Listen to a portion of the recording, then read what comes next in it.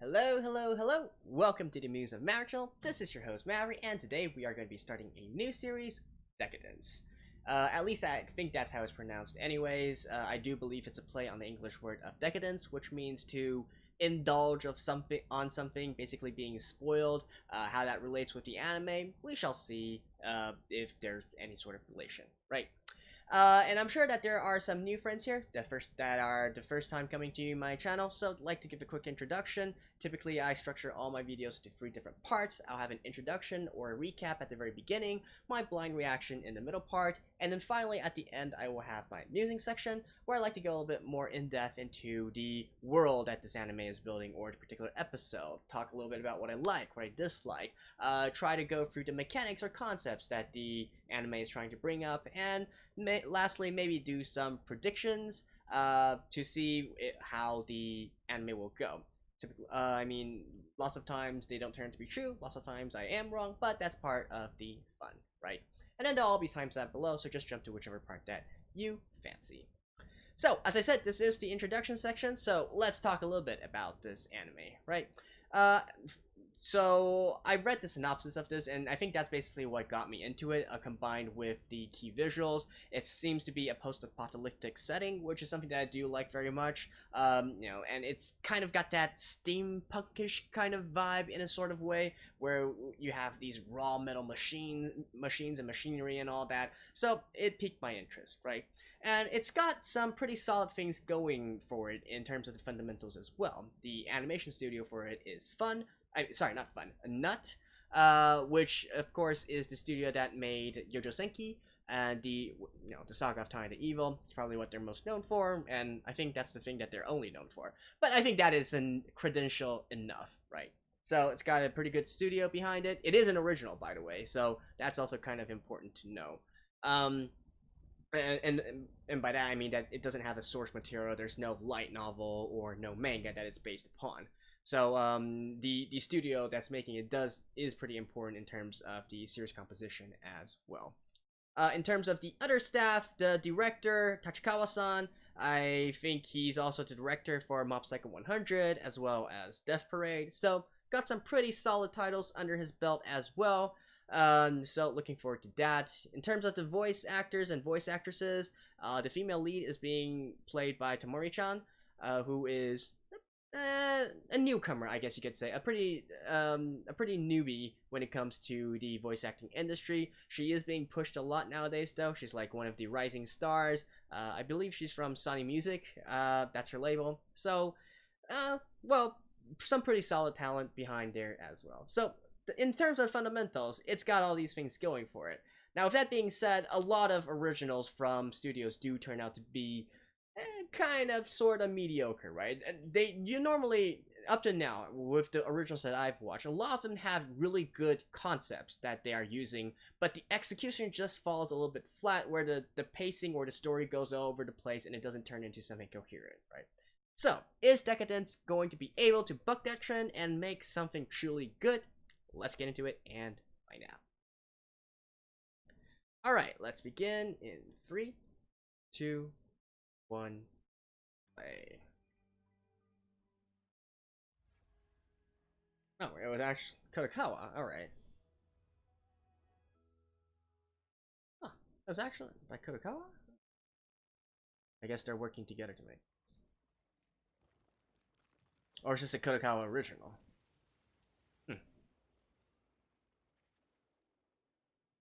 Well, if that's the case, that actually gives me a lot more confidence. Because like I said, the pure studio originals are, kind of iffy.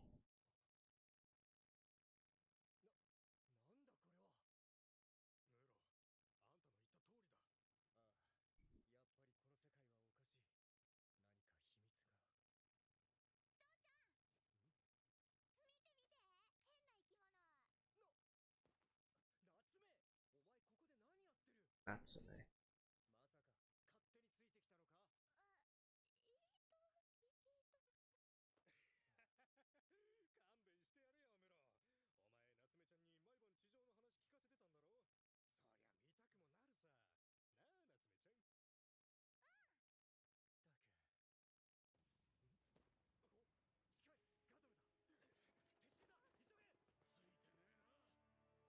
gato.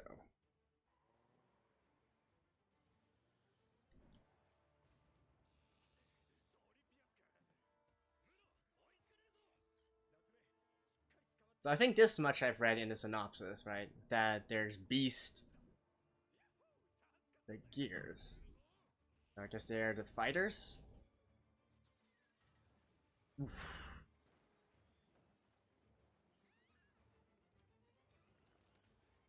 Yeah, you guys should have all been killed already.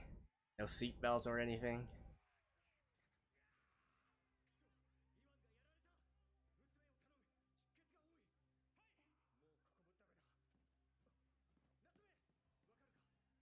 Oh shit, her arm.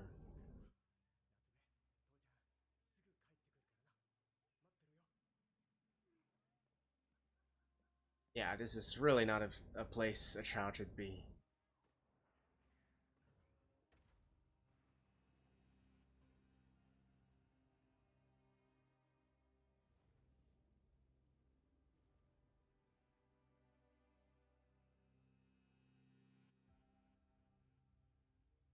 Oh, so that thing is actually a moving city. All right. Mission. I actually thought it was some floating in the air.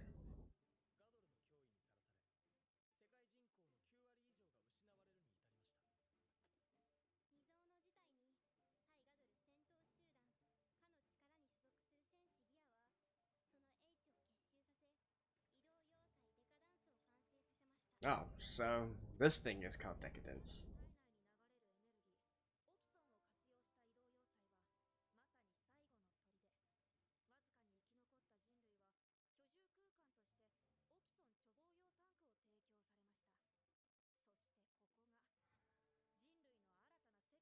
Lin Mei? Thing?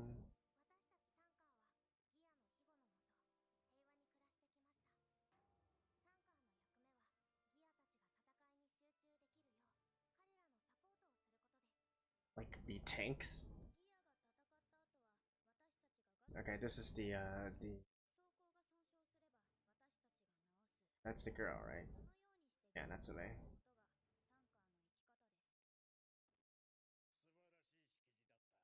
Yes, we can see her arm.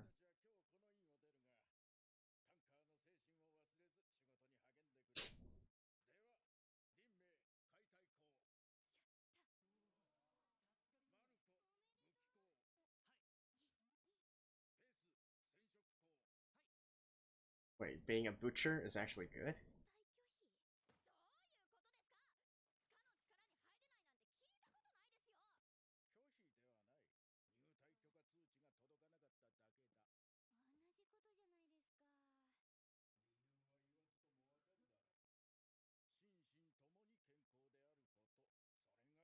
Ah, her arm.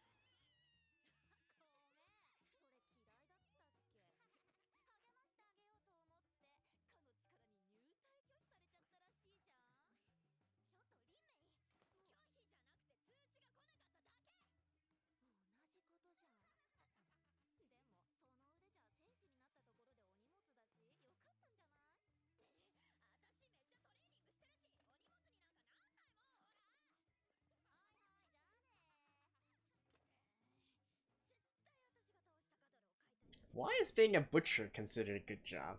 Alright. Maybe we'll know later.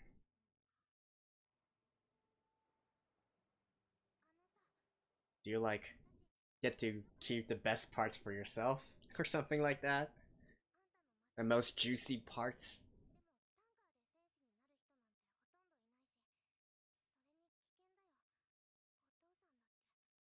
Oh, so the difference is she directly applied to become one of the gears, not just a support rower.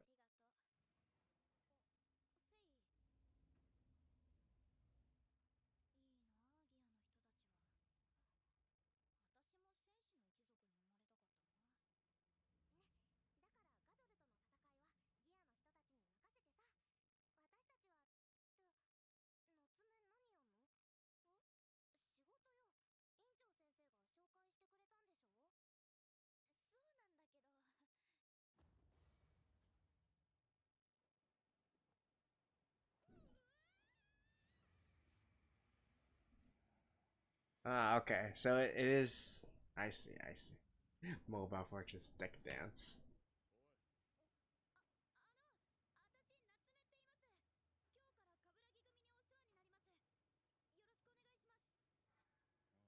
Kaburaki. Huh. Looking at the key visuals, I always thought that they were actually, like floating, a floating fortress or something like that. It just turns out they're just really high up.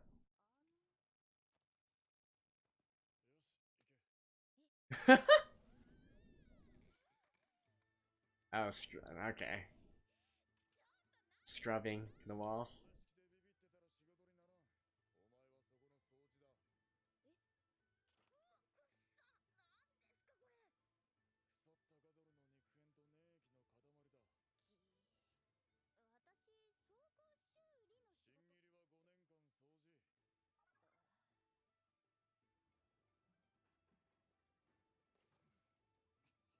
Yeah, I imagine it'd probably be a pretty hard job to maintain this huge hunk of a machine.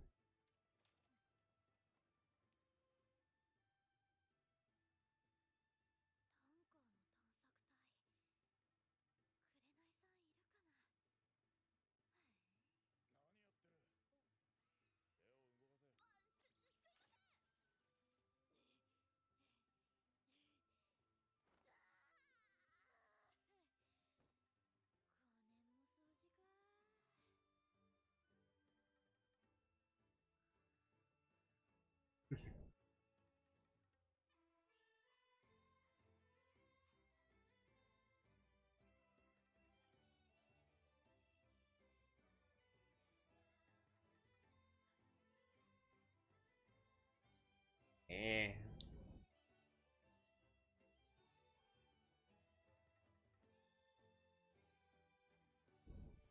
Can you guys imagine the logistics that go into maintaining this thing? Like, holy shit. We need to repair the walls as well, put in new walls.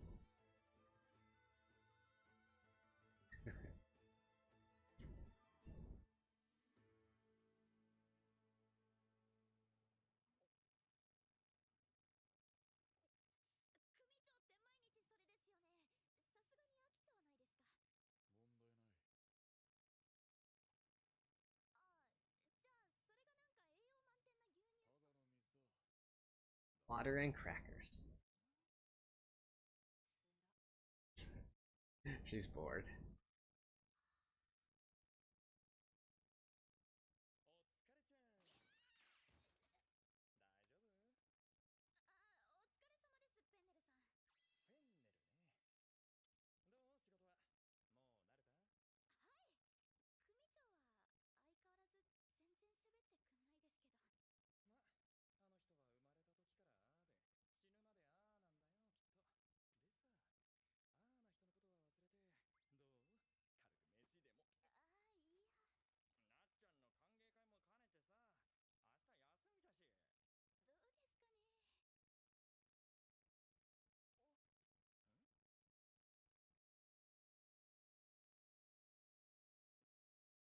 Oh,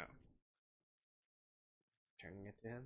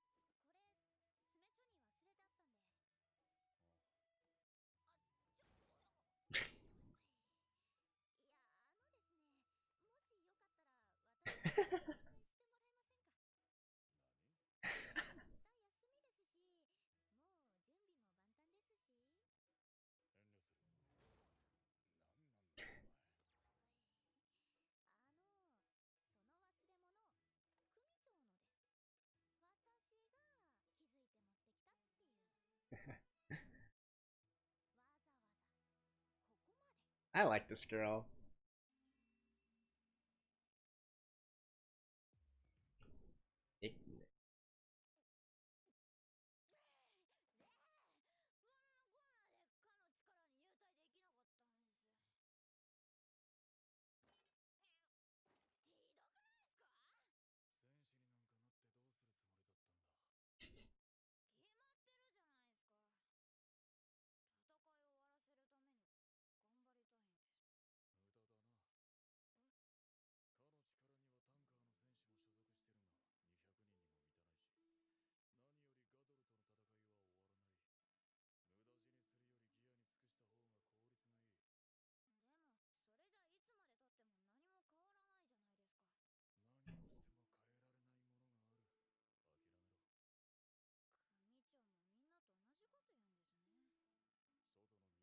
I'm wondering if that pet that he has is actually a Gado.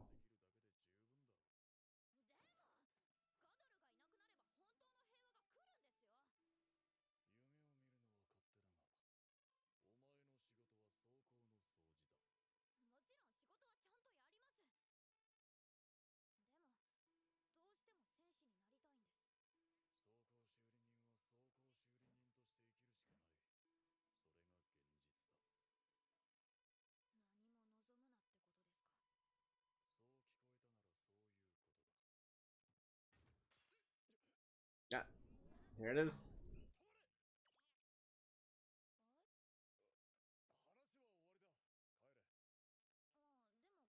She doesn't see it yet. Yeah, looking at that, that's probably a Gado.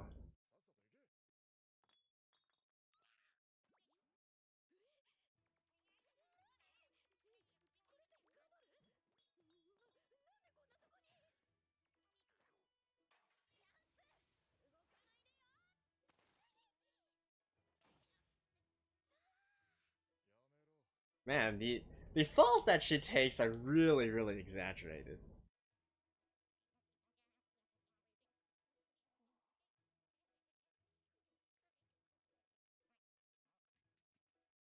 Aw, it's like a small dog.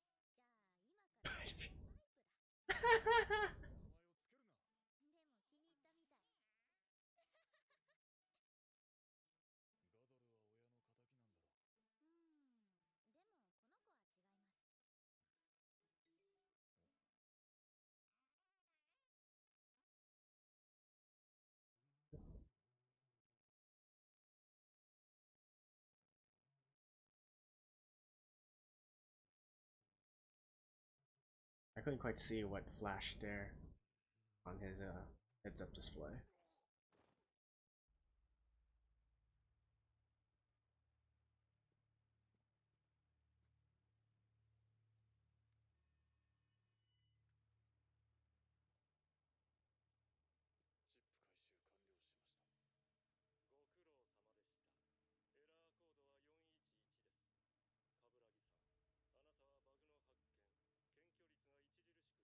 Bug discovery and recovery? The world must be rid of bugs.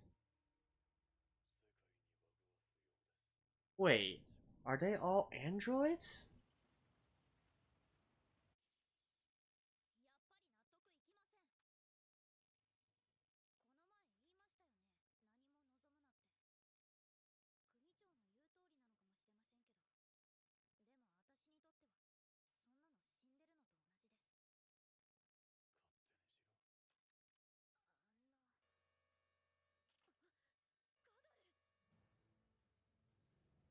Ooh, looks like a big one.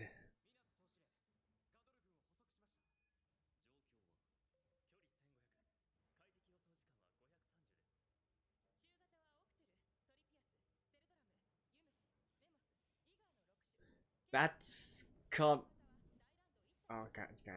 I was like, that is called medium sized?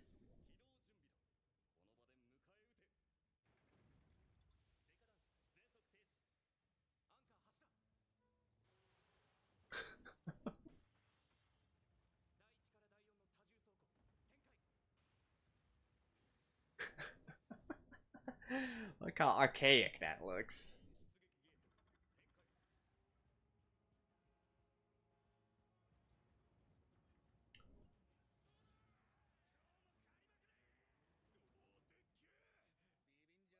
How are they gonna fight against something as large as this? And in jeeps?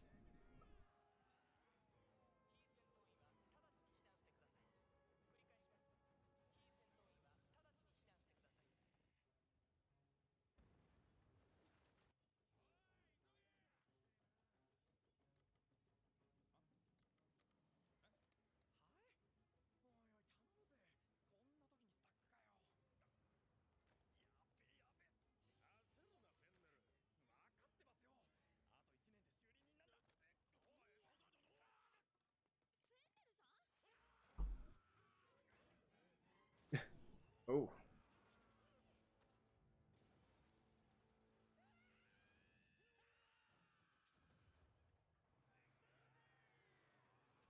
That's pretty much a... Wait, what was that thing? That was like just scrap metal. Wow.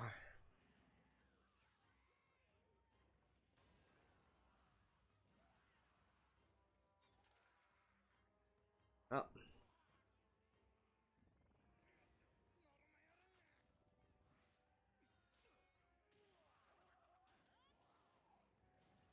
So I guess that backpack is allowing them to fly?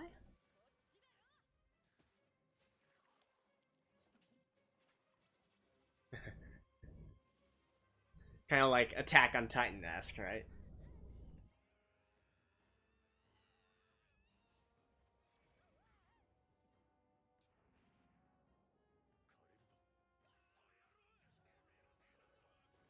Oh.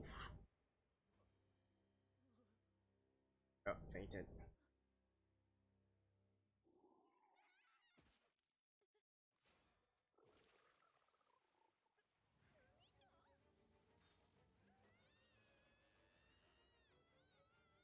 Yeah, this guy's definitely not normal.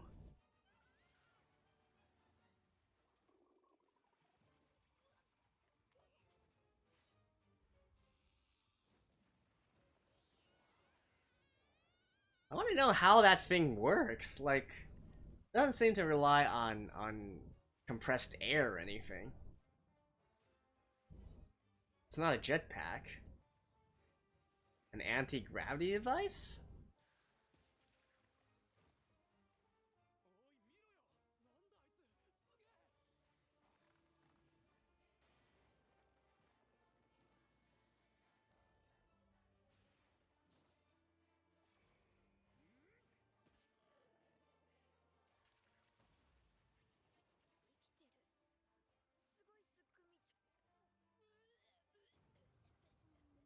Yeah, what about this guy though? How are you gonna fight against that? Okay. Well, this guy's definitely originally of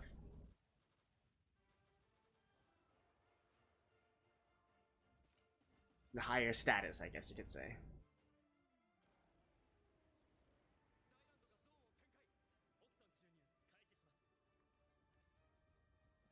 Sucking him dry.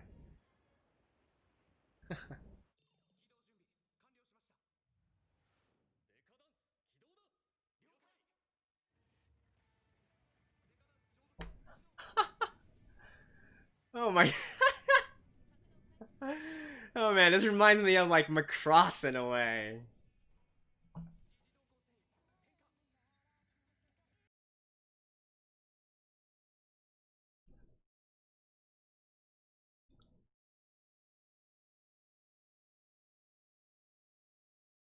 What?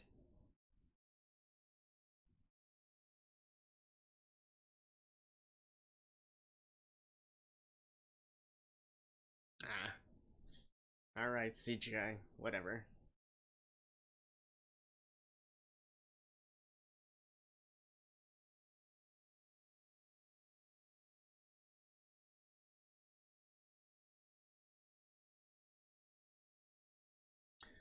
Next time you guys might wanna, like, bring out the guns first.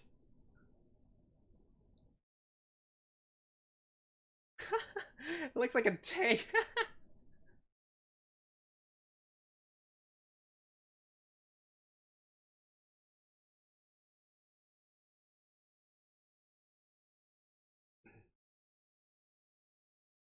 And this thing looks like a whale.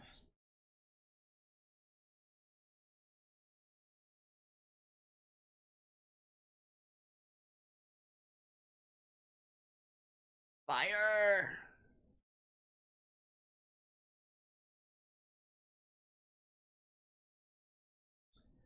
Woo. What? Wait, it's just. Oh my. I was expecting it to be a cannon, but no, it's just like a big ram. Oh my. Oh my god. Oh, oops. That is no words.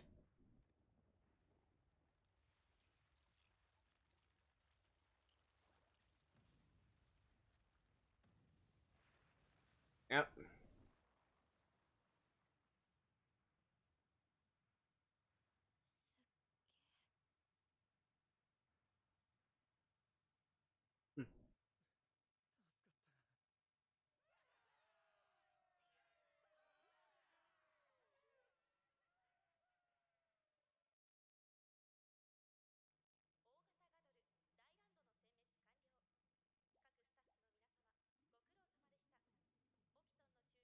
Hmm?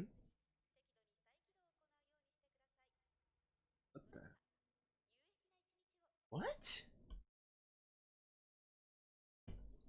Alrighty, so that was the first episode of Decadence here, and well, it turned out to be quite different from what I was expecting, actually. I thought this was going to be more of a pure post-apocalyptic world, and then we are going to focus more on the sort of character dramas, in these types of works, the focus is on how to keep on surviving, moral decisions, bleak despair, that kind of thing. However, it seems that in this one, it also has a deeper story in terms of the mystery and intrigue as well. So I made a comparison to Attack on Titan. I think it's a pretty apt comparison, right? It's also, some humans trying to band together against creatures, against monsters, but then there lies a dark hidden truth beneath all of it. So it's not just, as life is on the surface, right?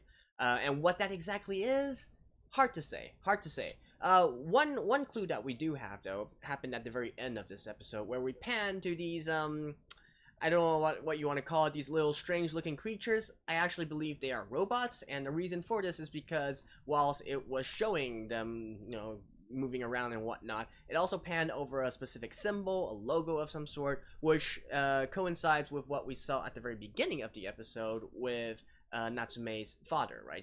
Him and his, I guess, buddies or whatever you want to call it, discovered a little robot that was not functioning anymore, but it had the same sort of symbol and logo on it as well. So those are probably robots. And who knows? There might be like a secret robot uprising or something like that, right? A hidden truth of some sort. And it's entirely possible, considering the mysteries around the Decadence, this mobile fortress is really a bit too much. Like, why was it built? How was it built? On what technology was it built? Why do they need to gather these sort of, what do they call it, oxytone, whatever it is, from the monsters, suck their blood out into the holding tanks? Why do they need so much of it? And then also, why is it that the tankers, if you will, are only allowed to live there, literally within the tanks? Is there nowhere else to live inside the mobile fortress or something? Like, why are they being isolated from all the others, right? These are all, I think, questions, and probably the things that we're going to try and solve along the way. For right now, not really that much in the way of predictions as to how it's going to go forward, right? But and some other fishy stuff we see is in regards to Kaburagi, right, where we see him go out and do some sort of retrieval work, like retrieve chips from a normal people. So is it a case where all the tankers, since they were young, they were implanted with a chip? For what reason? It's so on and so forth, right? And it had a mention of bugs, right? Well, speaking of bugs, the bugs that I'm instantly thinking of are software bugs, and the only reason why you would also need to talk about software bugs is if the host in question is actually mechanical in nature, and that is how you would be eradicating bugs, right, if you will. So just some food for thought there. Just some food for thought there. And beyond this story, right, obviously we also have this more overarching thing about having the gears and fighting against these creatures and all that. And once again, it just because of the gears, it definitely gives me a very Attack on Titan kind of vibe, right? Like zipping around using these sort of primitive, like almost like hooks in a sort of way, and then going around at high G's and swinging, doing acrobatics and all that. It definitely has a very Attack on Titan kind of feel to it, although obviously it's not as well animated, I would say. And the weapons that they're using, because it's it's really weird. So there's just not that sense of epicness, right? And that includes the creatures as well, how they are designed and all of that. Now, in contrast with that, though, the Deca-Dence, man, the Deca-Dence is definitely something that gets me hyped. I just love the aesthetic of the Deca-Dence, right? It looks like slapped together using very rudimentary materials and very rudimentary techniques, and yet it's packing such an advanced system within it in terms of of its main weapon, right? And at heart, it's still very, very primitive, right? It's literally just throwing out a punch there. But if you look closely at all the like little connections that it has and whatnot, you can see that that's really, really, really advanced technology, right? Far more advanced than what they're using in terms of their everyday lives or all the other gears, right? They're literally going out in jeeps, right, and fighting with like weapons made out of scrap metal. And yet, I guess I should mention that as well. The gears, they're not using some sort of hydraulic device or whatnot, such as in Attack on Titan. They're using some magic, some black magic there, some voodoo magic technology there, where it's, I don't know, you don't see any jet streams or airflow or airstreams or whatnot. It simply looks like an anti-gravitational device, right? That's the best way I can describe it. So why is there such a big contrast between these sort of technologies, right? These are all questions, and it leads me to believe that in the past, this world might be much, much, much more advanced than we give it credit for, and then something happened to cause them to not only be invaded by all these different creatures, but also revert back to these more primitive technologies, right? Like, it's literally the technology of our modern day here. But yeah, I love the design aesthetic and the mix of very advanced technology and very primitive technology for the Deca-Dence. And not to mention, a huge transforming fortress is cool, right? It's just cool. I loved watching the original Macross series when I was young, and to this day I still have a special place in my heart for these huge transforming fortresses. They are civilian populations, but then when they need to fight, they can transform into these super weapons. I find that awesome. So I really dig how they did that here. And just looking at the transformation scene, that is so good. But yeah, anyways, beyond that, as for the characters and all, I mean, Natsume seems a pretty decent character to me. I do like her just from this very first episode. She has a tendency to do some overreaction, I guess you could say. But she's not obnoxious. She's not some goody two shoes. She's not like overtly bubbly or whatnot. Yeah, she's a little bit talkative, but who can blame her, right? So pretty nice so far. As for the animation quality, I already talked a little bit about the using the gears to fight. And I don't really think that is its forte. It's good, but it's definitely not on the level of great. I would more vastly prefer to see more of the transformation scenes of the Deca-Dence, and charging up its super weapon and all that. Like that is definitely cool there. And some will probably complain about the CGI and all that. I mean, just deal with it. It's 2020. CGI is here to stay, right? And I guess I should probably somewhat mention Kaburagi as well. We already know that he definitely has a sort of hidden identity. He's definitely probably originally of the gears as well, maybe retired or something, because he knows the commander, he knows their fighting style and whatnot.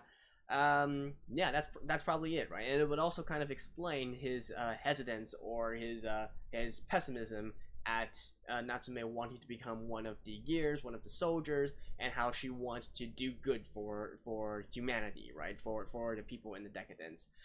It would make sense that he might have become disenfranchised with the entire idea, desensitized to the entire idea. So now he's working mostly within the within the tankers section or whatnot, and only still doing some side work, official work from time to time here. But who knows? What I just said could be completely wrong. There might be a bigger conspiracy below there. Kaburagi might be even part of the antagonist group or something like that. Who knows, right? Who knows? But definitely, this is a first episode that gets me intrigued, and I'm just gonna watch it for the for the Deca-Dence itself, if nothing else, right? Pretty nice aesthetics overall, and yeah, I think this might turn out to be a pretty interesting series indeed. So, hope you guys all enjoyed this. I'll see you guys next week as well. Bye bye.